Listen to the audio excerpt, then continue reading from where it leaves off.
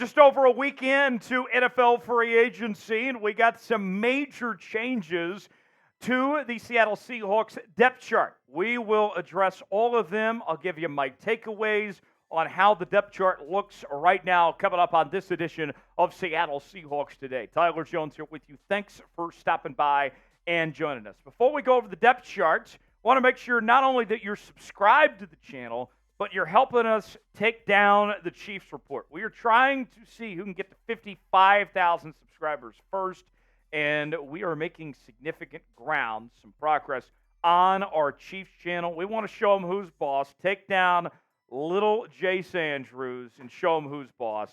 And look, I know they're the Super Bowl champions and everything, but we want to show why we have the better fan base. We want to win the battle off the field. Subscribe now for the latest happenings on your favorite team all off-season long, and let's win that sub-battle with the Chiefs report. The Seahawks depth chart, as you can imagine, was going to go through some massive changes this offseason with just a new head coach coming in Mike Macdonald. And we've seen quite a bit of change in the last few days on both sides of the ball, on offense and on defense. So what does that look like? Well, let's start with the quarterback position. Geno Smith is still QB1. That has not changed.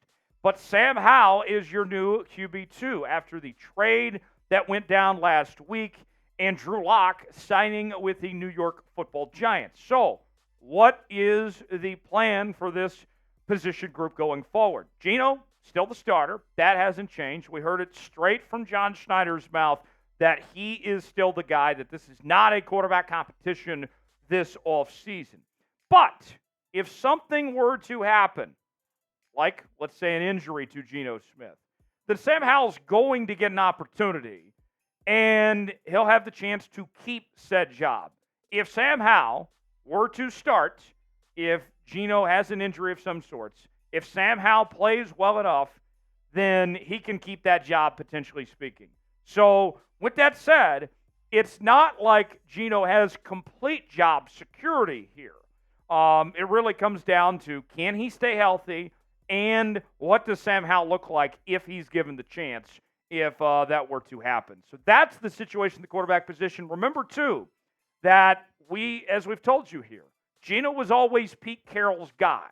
We never heard that type of confidence about Geno Smith from John Schneider over the last couple of seasons. And you have a new head coach in Mike Macdonald who hasn't really said much about Geno either. I think that's a significant difference here of not having that supporting voice in the room in Pete Carroll as opposed to what's there now when it comes to Geno's future as remaining the Seahawks starting quarterback. So, which guy would you rather have as the Seahawks starting quarterback?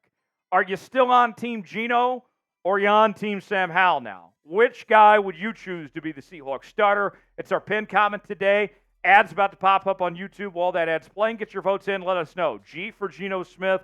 S for Sam Howell. Chime in the comments section. Tell me which quarterback you like better. The running back room, no significant changes. DJ Dallas is gone.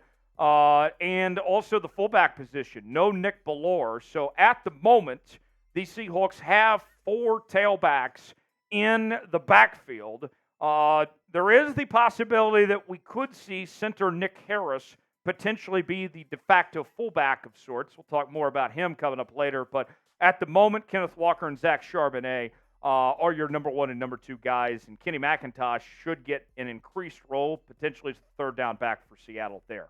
The wide receiver room. DK Metcalf is back. Tyler Lockett restructured his contract. And JSN, we should see his role increase. I'll be very curious when the season's over with. Do JSN, his numbers, pass up Tyler Lockett to become the new number 2 receiver of sorts? After that, Jake Bobo is still around. D. Eskridge is still around, among others here. The Seahawks wide receiver core looks pretty solid. I think there's a possibility Seattle could add one more receiver potentially in the draft to compete for playing time with this group. The tight end position went under some significant changes as Will Dissly and Colby Parkinson are both gone. And Noah Fant is your, without a doubt, tight end number 1. No longer sharing that role with Will Dissly. And we also saw Colby Parkinson as the red zone tight end. Noah Fant is the full-time guy going forward here. Pharaoh Brown comes in, one of the best blocking tight ends in all of football, and the roles are pretty clear with these two. Noah Fant is your receiving tight end. Pharaoh Brown is your blocking tight end. I wouldn't be surprised if the Seahawks end up drafting another reinforcement to the tight end room, especially a receiving type tight end. That way you can have some two tight end sets with two different options potentially to throw to. And Noah Fant, his extension is only 2 years. So this could be a chance for them to take advantage of a rookie contract of a second receiving tight end potentially there. The offensive line. Now this is where things get very interesting. Charles Cross and Abraham Lucas, your bookend tackles. Of course, they came from the same draft class a couple of years ago. Then you got Tremaine Anchrum Jr. coming over from the LA Rams, a limited playing time in his NFL career. He's played less than 200 snaps. Anthony Bradford and Olu Oluwatimi coming in off of their rookie campaigns. Nick Harris is behind Olu. He's going to compete for that starting center job. We mentioned he could be a fullback as well. George Fant going to be your backup swing tackle. He'll be able to fill in if Cross or Lucas have injury issues like we saw last year. And maybe there's a possibility where Lucas could move to guard and Fant could assume the starting right tackle role. This group is concerning right now, if we're going to be frank with you. With Anchrum not having a ton of experience, we don't really know who he is. Olu and Bradford, there's still some question marks at this point. I fully expect the Seahawks to draft a couple of pieces when it comes to the interior of the offensive line to compete for playing time. And I know some of you are saying, like, well, you got Olu and Anthony Bradford in last year's draft. Shouldn't it be their time? In all honesty, some of the guys in this year's draft, you could probably do a lot better than what you could get out of Olu and out of Bradford potentially. There's a chance to upgrade those spots from what you currently have. So I would look for some potential changes there in the draft when it comes to those positions to bring in more guys to compete. More to come here on Seahawks Today in a moment. But first, what is your confidence level in the Seahawks offensive line right now? It's clearly the weakest position group on the entire depth chart at the moment. I'm not feeling so hot about this group. I would go with about a 4 or 5 in my confidence level. What do you guys think? Weigh in the comment section and let us know. Let's talk defense now. And here is the changes to the defense. Leonard Williams, he's back on a massive extension. Draymond Jones, he's going to have a lot to prove in 2024, coming off a disappointing year last year. Jaron Reed still holding things down in the middle. Jonathan Hankins was signed from the Dallas Cowboys. He will rotate in, and he should get significant playing time with this group. Won't be an every down player, but will be a difference maker for Seattle there.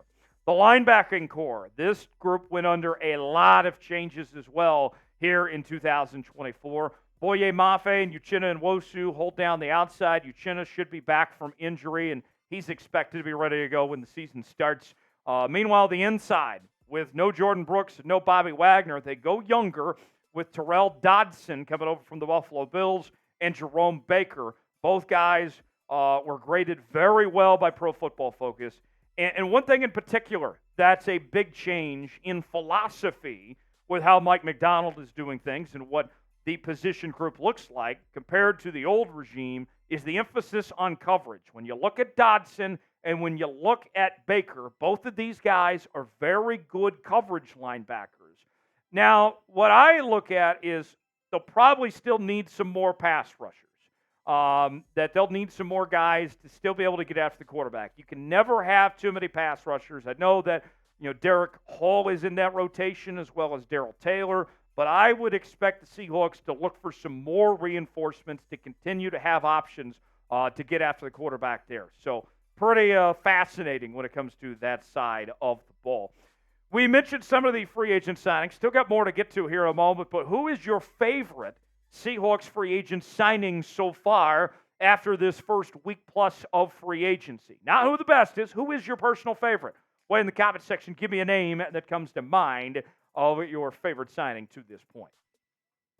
The secondary with some big changes. Jamal Adams is gone. Quandre Diggs is gone. And at the moment, here's how things stack up. You got Mike Jackson still hanging around. We'll see if he is on the opening day roster or not. Feels like he's been playing for his job almost about every year since he's been in Seattle.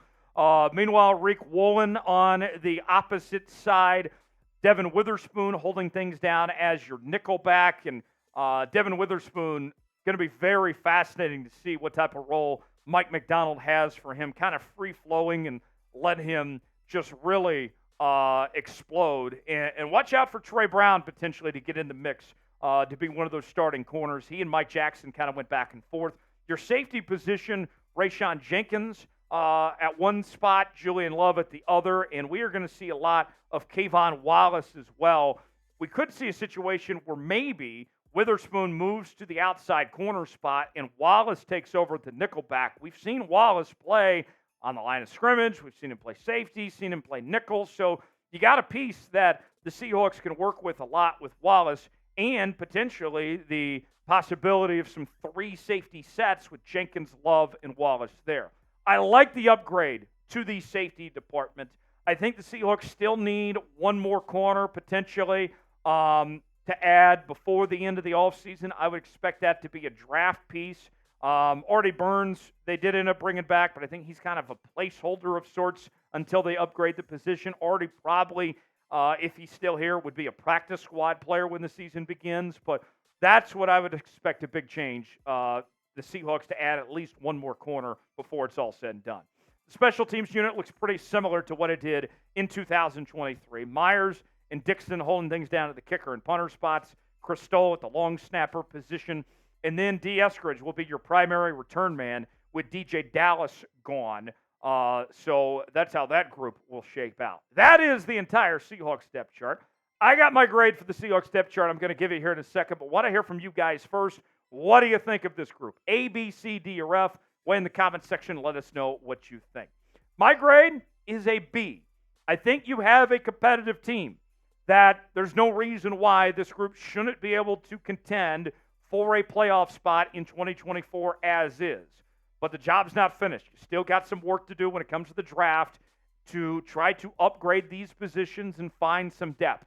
But I sit here today as we're recording this on Thursday, March 21st, feeling very confident about the direction of where this Seahawks team is headed. I think that this group, it's a good start, but there's more to come as far as that goes. Thanks for joining us here on Seattle Seahawks today for the latest Seahawks coverage. Any signings, live shows, news and rumors, all of that and more. Subscribe now for free, and we'll see you next time here on Seahawks Today.